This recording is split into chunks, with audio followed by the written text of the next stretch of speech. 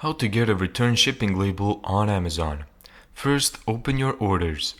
Sign in to Amazon, go to Returns and Orders, find the item you want to return.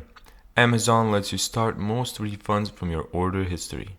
Step 2. Select Return or Replace Items. Click Return or Replace Items next to the order. Select the item you're returning, and then choose a return reason. Step 3. Choose a return method. Amazon may offer UPS drop-off, UPS pickup, and locker drop-off, and other carrier options. Available options depend on your location and the item. Step 4. Get a shipping label.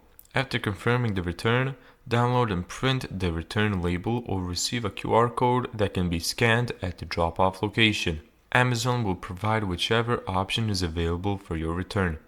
Step 5. Pack the item. Place the item in a box or suitable packaging, attach the return label if one was provided, and include any required accessories or parts. Step 6. Drop off the package. Take the package or QR code to the selected return location, obtain a receipt or confirmation, and track the return in your Amazon account. Thank you so much for watching this video. If you found this tutorial helpful, make sure to give it a thumbs up and subscribe. And as always, see you in the next video.